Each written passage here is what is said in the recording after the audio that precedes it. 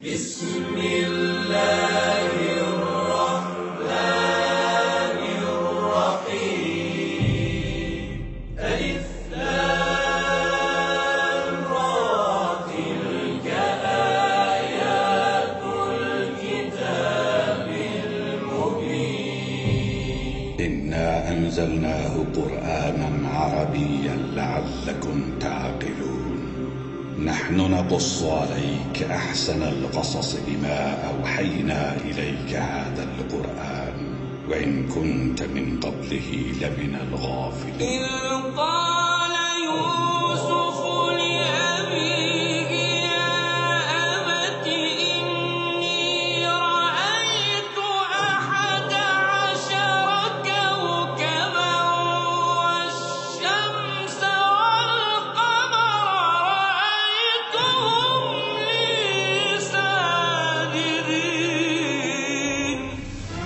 আলিফ লাম র এগুলো হচ্ছে একটি সুস্পষ্ট গ্রন্থের আয়াত। নিঃসন্দেহে আমি একে আরবি কোরআন হিসেবে নাজিল করেছি যেন তোমরা তা অনুধাবন করতে পারো। হে নবী, আমি তোমাকে এ কোরআনের মাধ্যমে একটি সুন্দর কাহিনী শোনাতে যাচ্ছি যা আমি তোমার কাছে ওহী হিসেবে পাঠিয়েছি, অথচ তার আগ পর্যন্ত তুমি এ কাহিনী সম্পর্কে ছিলে সম্পূর্ণ বেখবর লোকদেরই একজন। এটা হচ্ছে সে সময়ের কথা যখন ইউসুফ তার পিতাকে বলল, হে আমার পিতা, আমি স্বপ্নে দেখেছি 11টা তারা, চাঁদ ও সূরজকে আমি এদের আমার প্রতি সাজদাবনত অবস্থায় দেখেছি। একথা শুনে তার পিতা বলল, হে আমার স্নেহের পুত্র, তুমি তোমার এই স্বপ্নের কথা কিন্তু তোমার ভাইদের কাছে বলে দিও না, তারা তোমার বিরুদ্ধে ষড়যন্ত্র আঁটতে শুরু করবে, কেননা শয়তান মানুষের খোলাখুলি দুশমন।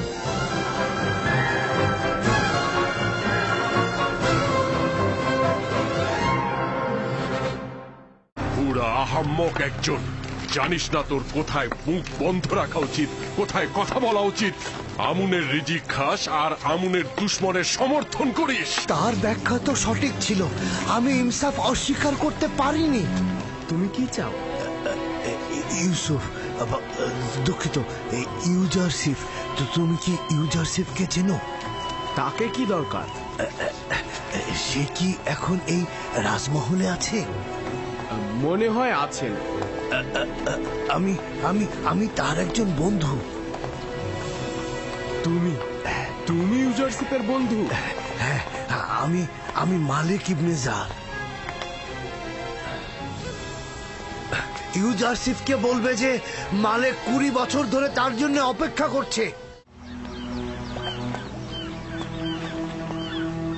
উনি ঠিকই বলেছে, যদি সত্যি দুর্ভিক্ষ আসে তাহলে আমরা আমাদের সঞ্চয় থেকে খরচ করব, আর না হলে তো বেঁচেই গেলাম। সতর্ক থাকতে দোষ কি? তুমি কোথায় ইউসুফ? সর্বত্র তোমাকে নিয়ে আলোচনা হচ্ছে, আমি কেন তোমার দেখা পাচ্ছি না?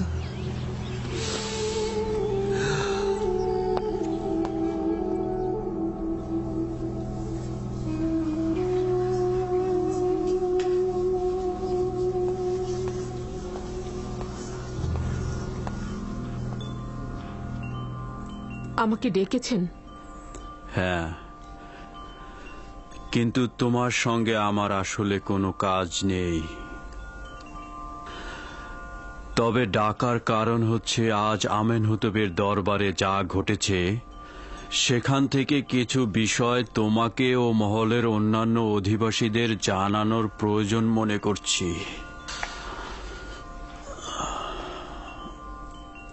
তোমার নিশ্চয়ই স্মরণে আছে যে প্রায় 10 বছর আগে ইউজারশিপকে আমরা কারাগারে নিক্ষেপ করেছিলাম যাতে সে জনগণের কাছে তুচ্ছ ও হীন বলে প্রতীয়মান হয়। সত্যি বলতে তার অপরাধ এই ছিল যে সে জুলেখা ও মিশরের কামুক নারীদের কাছে আনুগত্য পোষণ করেনি, কিন্তু এখন আমিও জুলেখাই জনগণের কাছে তুচ্ছ হয়ে গেলাম। অপরদিকে ইউজারশিপ এমন উঁচু মর্যাদা পেয়েছে যা আমরা কোনোদিনই কল্পনা করতে পারিনি। মিশরের জনগণের কাছে সে এখন প্রিয় পাত্র, আর জুলেখা তার কামনা বাসনায় তাড়িত হয়ে ইউজারশিপের সাথে জুলুম করে সবার কাছে অপমানিত হয়েছে। জুলেখার কথা ইউজারসিফকে জেলখানায় নিক্ষেপ করে আমিও গুনাহ করেছি, অপমানিত হয়েছি, যা সবার জন্য একটি শিক্ষা। অসহ্য যন্ত্রণা যা 10 বছর ধরে এই সিনহার মধ্যে লুকিয়ে রেখেছি, তা আজ সবার সামনে আমি বলবো। আমাকে তো তা আজ বলতেই হবে। জুলেখা তার দিলের চাহিদা মেটানোর জন্য তার স্বামী ও পরিবারের সম্মান বিসর্জন দিয়েছে। সে তো আমার বিশ্বাসের সাথে খেয়ানত করেছে। অভিশাপ আমাকে, ধিক আমাকে যে আমি তাকে অনুসরণ করেছিলাম এবং ইউজারসিফের ন্যায় একজন বিজ্ঞ হাকিম ও নিষ্পাপ জওয়ানকে জুলেখার কথায় আমি কারাগারে নিক্ষেপ করেছিলাম।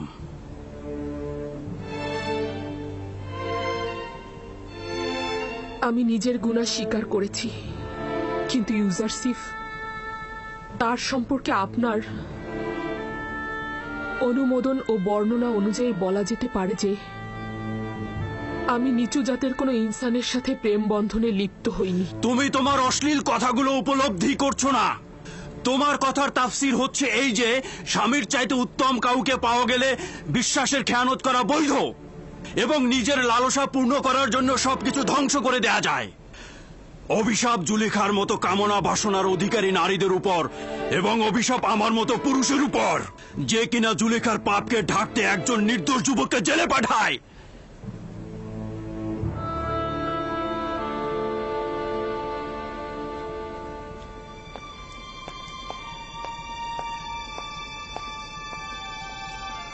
আফসোস এই যে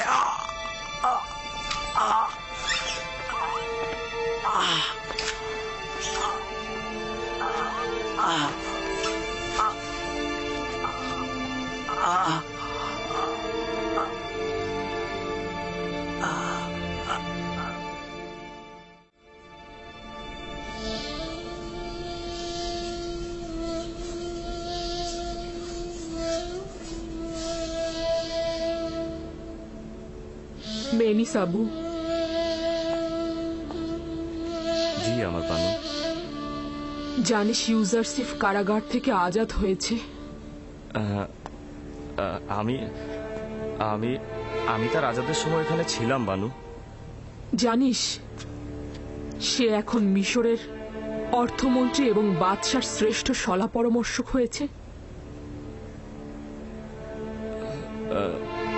অবগত আছি আমার বানু। সে তার নিজের আজাদের পর সকল কারাবন্দীদের আজাদ করেছে। ইউজারসিফের কাছ থেকে এর ব্যতীত আর কি আশা করা যায় বানু? মিশরের খেয়ানতকারী নারীদেরও তার পক্ষ থেকে আজাদ করা হয়েছে। অন্য কেউ থাকলে এভাবে আজাদ করে দিত না।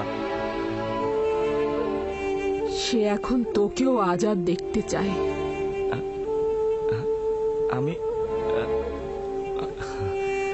আমাকেও ইউজারসিফ আজাদ দেখতেই চায়। হ্যাঁ, ইউজারসিফের এশক তোকে আজাদ দেখতে চায়।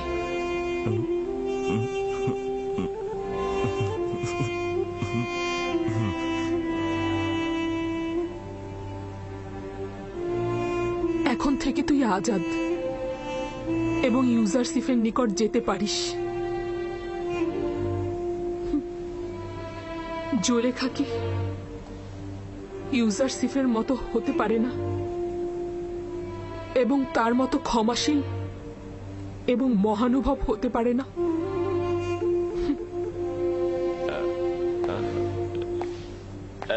আমি আমি আমি আজাদ হয়েছি।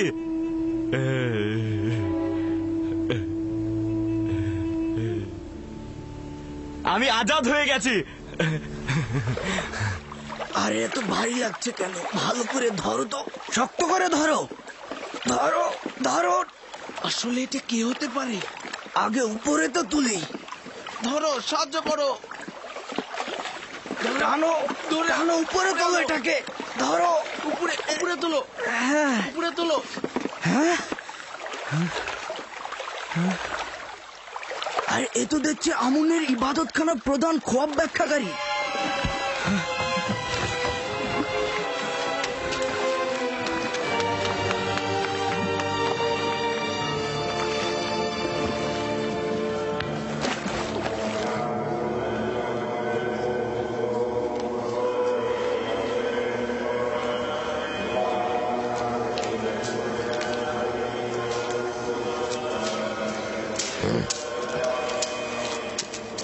যদি আবারও এই কাজে দরকার হয় তবে আপনার খেদমতে হাজির হয়ে যাব।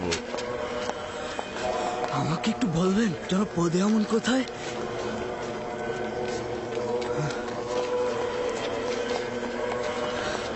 জনাব পদে আমন, আমরা নদীতে একটা লাশ পেয়েছি। লাশটি আমনের প্রধান খোয়াব ব্যাখ্যাকারীর মনে হচ্ছে। আমাদের জালে লাশটি আটকে গিয়েছিল।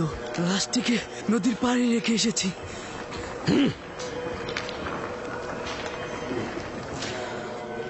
তুমি এখন এই জেলের সঙ্গে যাবে। নদীতে একটি লাশ পাওয়া গেছে, ওটা আমাদের প্রধান খোয়াব ব্যাখ্যাকারীর বলে মনে করছে। যদি তাই হয় তাহলে লাশটা নিয়ে আসবে। জি জাহাপনা। আহম্মক, একটা সহজ কাজ ঠিক মতো করতে পারলি না। জনাব সেনাপতি, যেখানে ওর দেহটাকে ফেলেছি সেখানে অনেক তিমি মাছ ছিল। তাহলে কেন জেটির কাছে এসে পেশে উঠল? যদি তার মৃত্যুর তাই ইবাদত খানার উপরে আসে তাহলে তোকে দোষী বানাবো। আর এটাও জেনে রাখ, আর একবার যদি এরকম ভুল করিস তাহলে তোর লাশ জেটির ওখানে ভেসে উঠবে। আমি তো আমার কাজটা ঠিকভাবেই করেছিলাম, কিন্তু জানি না কেন এমন হলো। চলে যা, কেউ তোকে দেখে ফেলার আগেই নিজেকে কোথাও লুকিয়ে ফেল। দাঁড়িয়ে আছিস কেন? বললাম না এখান থেকে চলে যা।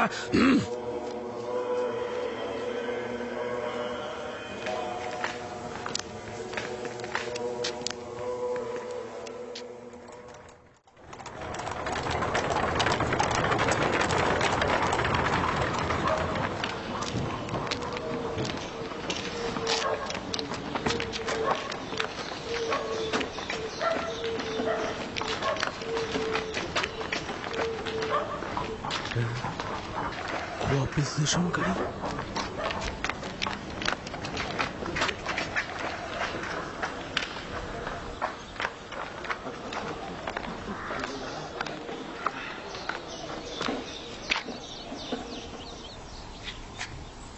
এই, তুই সাক্ষী রানুস না? আমেন হতে বেশ সাক্ষী। তুমিও সম্ভবত নীলিফার গুপ্তা, সঠিক বলেছি? তোর বন্ধু ইউজারশিপ এখন কি করছে? ভালো আছে। তাকে কি দরকার? তার সঙ্গে অনেক কাজ রয়েছে। আমার দিল চাচ্ছে তার সঙ্গে দেখা করতে।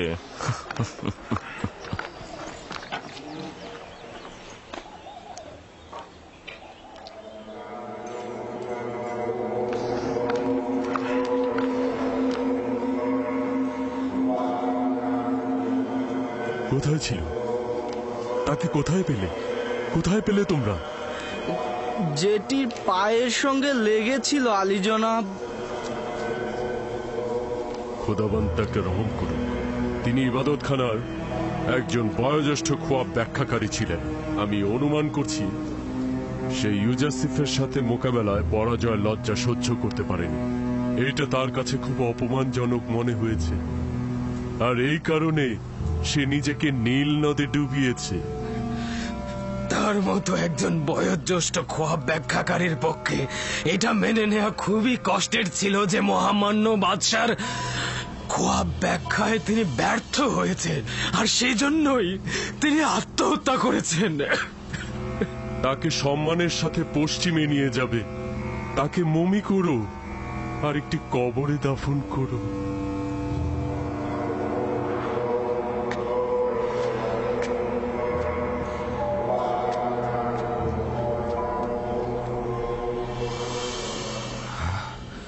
তুমি নিশ্চিত যে তাকে হত্যা করা হয়েছে? এটাতে কোনো সন্দেহ নেই। গতকাল তাকে পাদিয়ামন গ্রেপ্তার করে নিয়ে গেল এবং আজকেই তার লাশ নদীর ধারে পাওয়া গেল। এবং নিনিফার গুপ্তাকে দেখলাম লাশের দিকে তাকে হাসছে। আমি নিশ্চিত এটা তারই কাজ। যদি দেখতেন গতকাল খোয়াব বিশ্লেষণকারী গ্রেপ্তারের সময় কতটা কাকুতি মিনতি করছিল। সেই বয়োজ্যেষ্ঠ খোয়াব ব্যাখ্যাকারী গ্রেফতারের সময় কত কাকুতি মিনতি করছিল। জনাব অজ্ঞামহরও সেখানে ছিলেন, কিন্তু তিনি তাকে ক্ষমাই করলেন না। তারা তাদের স্বার্থ উদ্ধারের জন্য এমনকি নিজেদের লোকজনের উপরও রহম করে না। অজ্ঞামহর এবং ইবাদত খানার খাদেমগণেরা সব ধরনের অপরাধের কাজে লিপ্ত রয়েছে।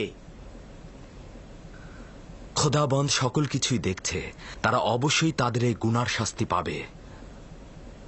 অজ্ঞামহর ইবাদত খানার জন্য খাস আইন জারি করেছে। সেখানে কেউ হস্তক্ষেপ করে না। যদি আমার খোদাবন্দ আমাকে সাহায্য করে তো এই সকল স্বেচ্ছাচারিতার মূল অবশ্যই আমি উপড়ে ফেলব। আপনি নিজের দিকে খেয়াল রাখবেন। আমার খোদাবন্দ আমার সঙ্গে রয়েছে, আমার কোনো ক্ষতি হবে না, কিন্তু তুমি অবশ্যই তাদের অপরাধ সর্বত্র ফাঁস করে দাও, যাতে খাদেমরা এটা গোপন করতে না পারে। নীলিফার কোপ্তার দিকে নজর রাখবে। সে ভয়ঙ্কর লোক, যদি আজাদ থাকে তবে অপরাধ করবেই।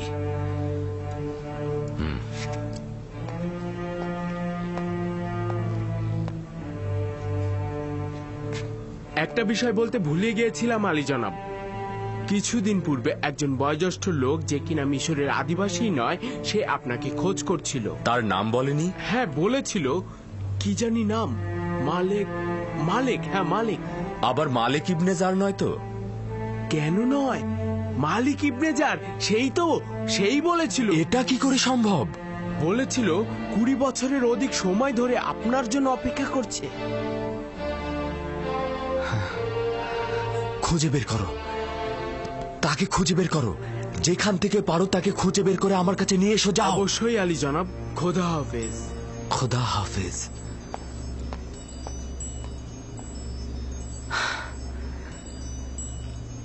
মালিক ইবনে জার, এতদিন পর কোথায় ছিল এতদিন?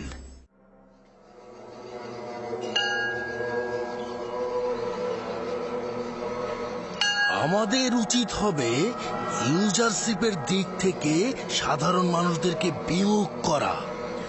যদি জনগণ ইউজারশিপকে সহযোগিতা না করে তবে সে নিজে থেকেই পরাজয় মেনে নেবে। কিন্তু আমি বলছি ইউজারশিপকে হত্যা করা উচিত। যদি ইউজারশিপকে হত্যা না করি তবে তার কুদরতকে ইবাদতখানার দিকে স্থানান্তর করবে। এরপর আর কোনো শক্তি দ্বারাই তার উন্নতি রোধ করা কোনোভাবেই সম্ভব হবে না। আমার মনে হয় একটু বেশি বাড়াবাড়ি হচ্ছে। একটা খোয়াবের ব্যাখ্যা কি এত বড় করে দেখা উচিত? ইউজারশিপকে আমাদের পক্ষ থেকে এত বড় মাপের মানুষ হিসেবে দেখাটা ঠিক হবে না। আমাদের জন্য এটা লজ্জাকর। সকল জায়গায় আমাদের পরাজয়ের খবর ছড়িয়ে পড়েছে, মানুষ আমাদের নিয়ে হাসাহাসি করছে। এই অবস্থায় যদি নীরব থাকি তবে লোকজন আমাদের বিরুদ্ধে জেগে উঠবে। আগামীকাল ইউজারশিপের সোনালী অভিষেক হবে। তোমরা কালকে মানুষের মাঝখানে ছড়িয়ে ছিটিয়ে থাকবে, দেখবে ও কি বলে আর ওর কথা মানুষ কিভাবে নিচ্ছে। যদি ভালো করে ওর কথা নেয় তখন যে করেই হোক অনুষ্ঠান পণ্ড করে দেবে। তা না করতে পারলে সেই আমাদের অস্তিত্ব বিলীন করে দেবে। আমি বছরের পর বছর জনাব পতিফারের রাজমহলে ইউজারশিপের খুব কাছাকাছি থেকেছি। ওই সময়ও সে নিজের খোদা সম্পর্কে কিছুই বলতো না, কিন্তু সবাই আপনা আপনি তাকে ও তার খোদাকে ভালোবাসতো এবং তার কারণেই লোকজন ইবাদতখানায় কম আসতো আর আমুন ও হাদিয়া কম পেত। আচ্ছা ঠিক আছে, এখন চলে যাও, আগামীকাল অনুষ্ঠানের জন্য প্রস্তুত হও।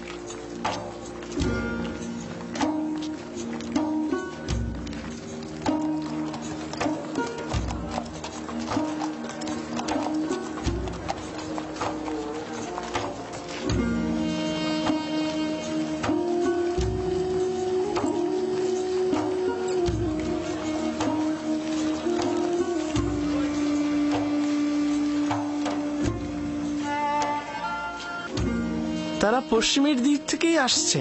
মনে হয় তৃতীয় আমেনহতপের কোনো কাজে গিয়েছিল। মৃত্যুর পর মমি করারও 40 দিন পর দাফন করতে হয়, সেই হিসাবে আজকে দাফনের দিন। বাদশাহ চতুর্থ আমেনহতপ তো আমার মন জয় করে নিয়েছে। শুনেছি যুদ্ধ, রক্তপাত এসব নাকি উনি পছন্দ করেন না। আমি তার উপর অসন্তুষ্ট। হ্যাঁ, কারণ সে আমুনের ইবাদত করে না। যদি ইউজারসিফকে একবার হাতের নাগালে পেতাম তবে এক মুহূর্ত নিরাপদ থাকতে দিতাম না। অনুমতি প্রদান করবেন, আমি যেভাবে ভালোবাসি ও শিখেছি আমি সেভাবেই আপনাদের সাথে কথা বলবো। আমি নিজেকে মিশরের জনগণের খাদেম হিসেবে মনে করি। তাদের ইচ্ছার মালিক বা তাদের থেকে শ্রেষ্ঠ আমি নই। আপনি এখানে কি করছেন?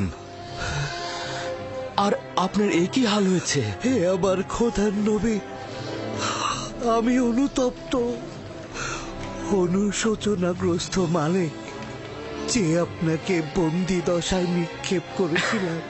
কি বলছেন এসব? আমাকে দেখে কি আপনার বন্দী বলে মনে হচ্ছে?